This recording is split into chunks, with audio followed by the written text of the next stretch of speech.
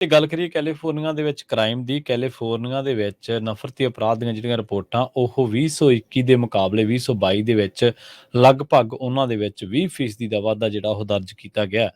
ਰਾਜ ਦੇ ਵਿੱਚ ਦੱਸਦੇ ਚੱਲੀਏ ਕਿ ਪਿਛਲੇ ਦਹਾਕੇ ਦੇ ਵਿੱਚ ਇਹਨਾਂ ਰਿਪੋਰਟਾਂ ਦੇ ਵਿੱਚ ਲਗਭਗ 146% ਦਾ ਜਿਹੜਾ ਵਾਧਾ ਉਹ ਦਰਜ ਕੀਤਾ ਗਿਆ ਤੇ ਜਿਹੜੇ ਅਟਾਰਨੀ ਜਨਰਲ ਨੇ ਰੌਬ ਬੌਂਟਾ ਉਹ ਜਦੋਂ ਇਹਦੇ ਬਾਰੇ ਗੱਲਬਾਤ ਕਰ ਰਹੇ ਸੀਗੇ ਉਹ ਕਹਿੰਦੇ ਕਿ ਅਸੀਂ ਬਹੁਤ ਸੋਚਦੇ ਹਾਂ ਕਿ ਕੈਲੀਫੋਰਨੀਆ ਦੇ ਵਿੱਚ ਜਿਹੜੀਆਂ ਚੀਜ਼ਾਂ ਨਾ ਉਹ ਘਟਾਈਆਂ ਜਾਣ, ਉਹਨਾਂ ਉੱਤੇ ਲਗਾਮ ਲਾਈ ਜਾਵੇ, ਪਰ ਕਹਿੰਦੇ ਕਿ ਬਦਕਿਸਮਤੀ ਦੇ ਨਾਲ ਨਫ਼ਰਤ ਦੀ ਕੋਈ ਸਰਹੱਦ ਨਹੀਂ ਹੈ।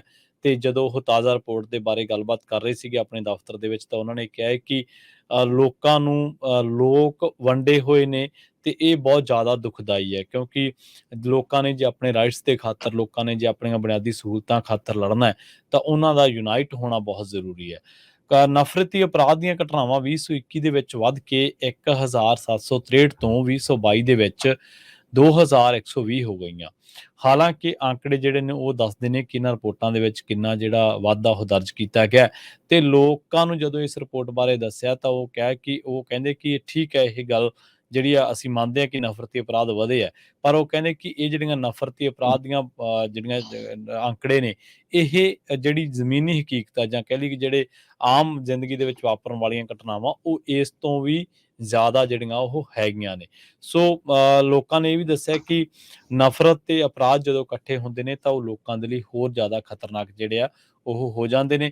ਤੇ ਬੌਂਟਾ ਨੇ ਇਹ ਗੱਲ ਕਹੀ ਹੈ ਕਿ ਹੁਣ ਕੈਲੀਫੋਰਨੀਆ ਦੇ ਵਿੱਚ ਜਿਹੜੀਆਂ ਨਫ਼ਰਤੀ ਅਪਰਾਧ ਦੀਆਂ ਜਿਹੜੀਆਂ ਇਹ ਵਾਰਦਾਤਾਂ ਨੇ ਇਹਨਾਂ ਦੇ ਉੱਤੇ ਲਗਾਮ ਲਾਉਣੀ ਬੇਹੱਦ ਜ਼ਰੂਰੀ ਹੈ।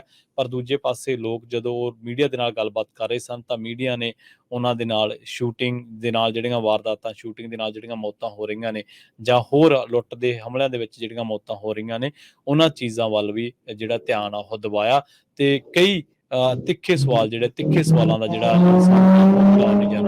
ਰੌਬ ਵੋਟਾਂ ਨੂੰ ਕਰਨਾ ਪਿਆ ਸੀ।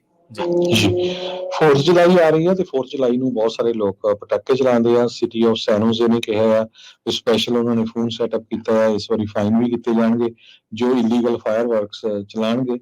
ਸੈਂਟਾ ਕਲਾਰਾ ਕਾਉਂਟੀ ਦੇ ਵਿੱਚ ਫਾਇਰ ਵਰਕਸ ਦਾ ਬੈਨ ਆ, ਪਰ 4th ਜੁਲਾਈ ਤੇ ਮਿਲਪੀਟਸ ਦੇ ਵਿੱਚ ਵੱਡਾ ਜੋ ਡਿਸਪਲੇ ਹੁੰਦਾ ਹੈਗਾ ਸਿਟੀ ਵੱਲੋਂ ਤੇ ਹੋਰ ਕੰਪਨੀਆਂ ਨਾਲ ਰਲ ਕੇ। ਇਸੇ ਤਰ੍ਹਾਂ ਫ੍ਰਿਜ਼ਨੋ ਕਾਉਂਟੀ ਦੇ ਵਿੱਚ ਫ੍ਰਿਜ਼ਨੋ ਦੇ ਜੋ ਪੁਲਿਸ ਆਫੀਸਰਸ ਆ ਉਹਨਾਂ ਨੇ ਇਹ ਵੀ ਕਿਹਾ ਆ ਕਿ ਫ੍ਰਿਜ਼ਨੋ ਦੇ ਵਿੱਚ ਈਵਨ ਦੋ ਫਾਇਰ ਵਰਕਸ ਲੀਗਲ ਹੈਗੇ ਆ, ਪਰ ਜੇ ਤੁਸੀਂ ਉਹਨਾਂ ਨੂੰ ਚਲਾਉਣੇ ਆ ਬੜੇ ਹੀ ਕੇਅਰਫੁਲ ਤਰੀਕੇ ਦੇ ਨਾਲ ਚਲਾਓ। 41 ਕਾਲਾਂ ਪਿਛਲੇ ਸਾਲ ਫਾਇਰ ਵਰਕਸ ਰਿਲੇਟਡ ਇੰਸੀਡੈਂਟਸ ਦੀਆਂ ਆਈਆਂ ਸੀ। ਕਹਿੰਦੇ ਸਾਡੇ ਬਹੁਤ ਸਾਰੇ ਰਿਸੋਰਸਿਸ ਉੱਧਰ ਲੱਗ ਜਾਂਦੇ ਆ ਕਿਉਂਕਿ ਉਹਨਾਂ ਨੇ ਐਕਸੀਡੈਂਟ, ਕਿਸੇ ਦੀ ਡੈਥ ਜਾਂ ਕੋਈ ਕ੍ਰਾਈਮ ਉੱਧਰ ਧਿਆਨ ਦੇਣਾ ਹੁੰਦਾ ਹੈਗਾ।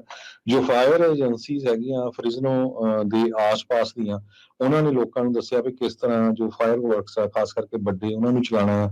ਇਸ ਵਾਰ ਮੀਂਹ ਬਹੁਤ ਜ਼ਿਆਦਾ ਪਿਆ ਜਿਹਦੇ ਨਾਲ ਵੈਜੀਟੇਸ਼ਨ ਬਹੁਤ ਹੋਈ ਆ ਤੇ ਹੁਣ ਪਿਛਲੇ ਦਿਨਾਂ ਤੋਂ ਗਰਮੀ ਦੇ ਕਾਰਨ ਉਹ ਸਾਰੀ ਵੈਜੀਟੇਸ਼ਨ ਸੁੱਕੀ ਨਜ਼ਰ ਆ ਰਹੀ ਆ। ਸੋ ਮਾੜਾ ਜਿਹਾ ਵੀ ਸਪਾਰਕ ਇੱਕ ਹੋ ਗਿਆ ਉਹਦੇ ਨਾਲ ਅੱਗ ਲੱਗਣ ਦੇ ਬਹੁਤ ਜ਼ਿਆਦਾ ਚਾਂਸ ਹੈਗੇ ਆ। ਡਸਟਿਨ ਹੇਲ ਜੋ ਫਾਇਰ ਚੀਫ ਆ Fresno County fire protection district ਦੇ, ਉਹ ਕਹਿੰਦੇ ਆ ਵੀ ਜੋ ਮੀਂਹ ਆ ਇਸ ਨੇ ਹੁਣ ਗ੍ਰਾਸ ਕ੍ਰੌਪ ਨੂੰ ਬਹੁਤ ਕੰਟਰੀਬਿਊਟ ਕੀਤਾ ਆ ਤੇ ਇਹ ਇੱਕ ਤਰ੍ਹਾਂ ਨਾਲ ਫਾਇਰ ਦਾ ਫਿਊਲ ਹੈਗਾ, ਮੰਨ ਲਓ ਗੈਸ ਆ ਅੱਗ ਲੱਗਣ ਦੇ ਲਈ, ਇਹ ਜੋ ਘਾਹ ਫੂਸ ਵਗੈਰਾ ਹੈਗਾ।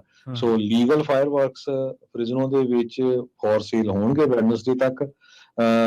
ਤੇ ਉਸ ਤੋਂ ਬਿਨਾਂ ਕਹਿੰਦੇ ਵੀ ਜਿਸ ਨੇ ਵੀ ਚਲਾਣੇ ਆ ਉਹ ਬਹੁਤ ਹੀ ਧਿਆਨ ਦੇ ਨਾਲ ਚਲਾਉਣ ਤੇ ਕਹਿੰਦੇ ਵੀ ਉਹਨਾਂ ਨੇ ਫਾਈਨ ਵੀ ਇਸ ਵਾਰੀ ਸੈੱਟ ਕੀਤਾ ਜੇ ਇਲੀਗਲ ਫਾਇਰ ਵਰਕਸ ਹੈਗੇ ਆ ਜਿਨ੍ਹਾਂ ਨੂੰ $2000 ਪਹਿਲੀ ਵਾਰੀ ਤੇ second time violation $3000, third time violation $5000 ਤੱਕ ਹੋ ਸਕਦੀ ਹੈ ਜਿਹੜੇ ਇਲੀਗਲ ਫਾਇਰ ਵਰਕਸ ਹੈਗੇ।